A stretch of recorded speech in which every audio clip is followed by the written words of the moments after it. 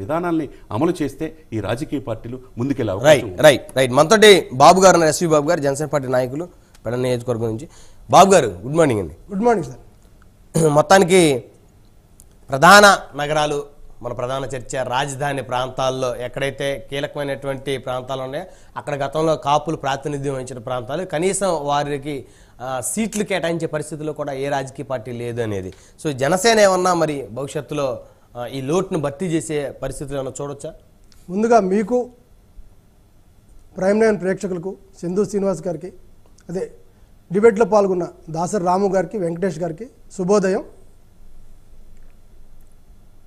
Janasena party మా అధ్యక్షులు పవన్ కళ్యాణ్ గారు ఎప్పుడైనా ఒకటే చెబుతారు, కాపులు పెద్దన్న పాత్ర పోషించండి, తద్వారా బడుగు బలహీన వర్గాలను, ఎస్సీ ఎస్టీ మైనార్టీలను, బీసీలను, ఈ కులాలను న్యాయం చేయాలంటే మనం పెద్దన్న పాత్ర పోషించి మన ఓట్ని కరెక్ట్గా వేసిన రోజునే ఈ మిగతా కులాలకి న్యాయం జరుగుద్దని పవన్ కళ్యాణ్ గారు పదే పదే చెబుతూ ఉన్నారు.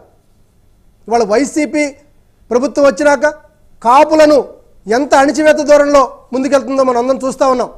ఇప్పుడు మన పెద్దలు చెప్పారు 30 సీట్లు ఇచ్చారని. 30 సీట్లు ఎమ్మెల్యేలుగా ఇచ్చినప్పటికీ కాపులను కేవలం ఒక కరేపాకులుగా వాడుతూ, ఎవరైతే కాపు ఇవాళ మంత్రులు కావచ్చు, ఎమ్మెల్యేలు కావచ్చు, పవన్ కళ్యాణ్ గారిని తిట్టడం కోసమే వాడుతున్నారే తప్ప తమ శాఖల్లో ముందుకు పోతూ ఈ కాపు జాతికి కానీ ఆంధ్ర రాష్ట్రానికి కానీ ఈ వైసీపీలో ఉన్న కాపు నాయకులు ఏమన్నా చేశారని నేను సూటిగా ప్రశ్నిస్తున్నాను. మంత్రి అంబటి రాంబాబు గారు ఇప్పుడు రంగేసుకోవడం మానేసి తెల్లెంటుకలతో పెద్దరికాన్ని ఆపాదించుకుంటూ ప్రయత్నిస్తున్నారే తప్ప ఎక్కడైనా ఆయన శాఖాపరంగా ఏమైనా నిర్ణయాలు తీసుకుంటున్నారా? కమ్యూనిటీ పరంగా ఆయన ఏమైనా చేశారా? పేర్ని నాని గారు పవన్ కళ్యాణ్ గారిని పదే పదే దూషించడం తప్ప నియోజకవర్గానికి ఏమైనా చేశారని అడుగుతున్నాను. కాపు ప్రాబల్యం ఉన్న ప్రాంతాలని వీళ్ళు నిర్వీర్యం చేస్తున్నారు. ఈరోజు పడలేదు ఈ బీజం. డాక్టర్ రాజశేఖర రెడ్డి గారు, స్వర్గీయ రాజశేఖర రెడ్డి గారు పాలనలోనే ఏవైతే కాపు నియోజకవర్గాలు ఉన్నాయో వాటిని నిర్వీర్యం చేస్తూ డీలిమిటేషన్లో వేరే సామాజిక వర్గాలని ఆ నియోజకవర్గాలకి యాడ్ చేసి కాపు ప్రాబల్యాన్ని తగ్గించిన ఘనత రాజశేఖర రెడ్డి గారిది.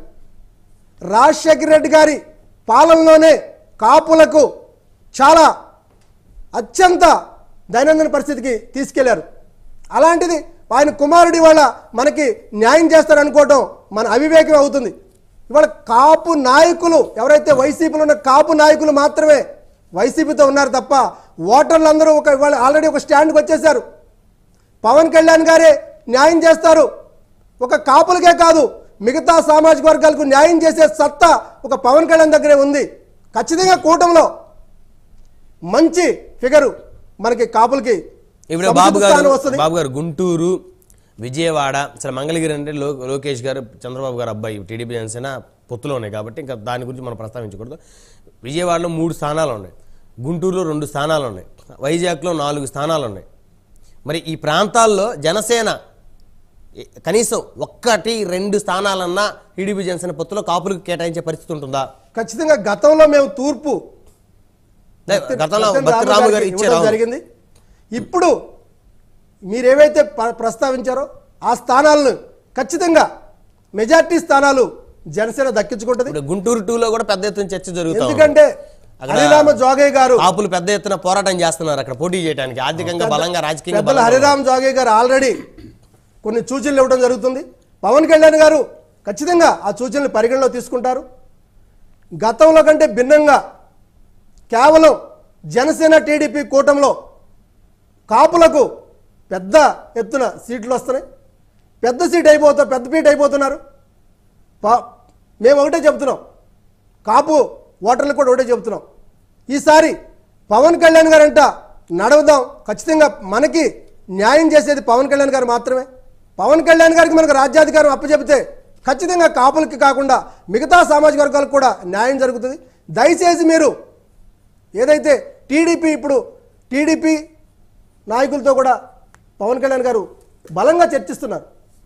పవన్ కళ్యాణ్ గారు ఒకటే చెబుతున్నారు, మేము పొత్తుని అపహాసం చేస్తున్నారు వాళ్ళ వైసీపీ నాయకులు. సిగ్గుండాలి. మనం పెట్టుకున్న పొత్తు ఏంటి? రాజ్యాంగబద్ధంగా పెట్టుకున్నాం, ప్రజాస్వామ్యబద్ధంగా పెట్టుకున్నాం పొత్తు. ఆ పొత్తు గురించి మాట్లాడటం కాదు.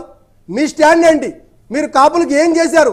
కాపులకు మీరు ఇచ్చిన హామీలు ఎంతవరకు నెరవేర్చారు? కాపు కార్పొరేషన్ అన్నారు, 2000 కోట్లు అన్నారు, దగా చేశారు. దాని గురించి ఎందుకు మాట్లాడరు ఈ వైసీపీ కాపు నాయకులు? దాని గురించి మాట్లాడరు. ఎంత మట్టికి పవన్ కళ్యాణ్ గారిని విమర్శించడం తప్ప. ఇక్కడ ప్రధాన చర్చ టీడీపీ కాపు నాయకులు, వైసీపీ కాపు నాయకులు, జనసేన కాపు నాయకులు ఎన్ని పక్కన పెడితే కాపులకి అన్యాయం జరుగుతూ ఉంది. పార్టీలు తీసేయాలి. ఇక్కడ చర్చ మనం పార్టీలకు అతీతంగా ఈ విధంగా గతంలో ఈ విధంగా పోట్లాడుకోవటం వల్ల కాపు సామాజిక వర్గానికి చెందినటువంటి నేతలు ఈ మహానగరాల్లో కీలకంగా ఉన్న నేతలు అందరూ కూడా అంతరించిపోయారు.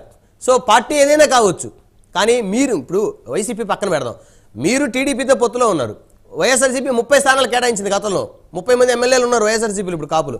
మీరు టీడీపీ జనసేన పొత్తులో విజయవాడ పార్లమెంట్ ఇస్తారా, గుంటూరు పార్లమెంట్ ఇస్తారా, విజయవాడ ఈస్ట్ ఇస్తారా, సెంట్రల్ ఇస్తారా, కాపులకి గుంటూరు 2 ఇస్తారా, Vizag east west north south మీరు ఇస్తారా, లేకపోతే టీడీపీ జనసేన కూటమిలో మొత్తం అమ్మవారికే పోతాయి సీట్లు?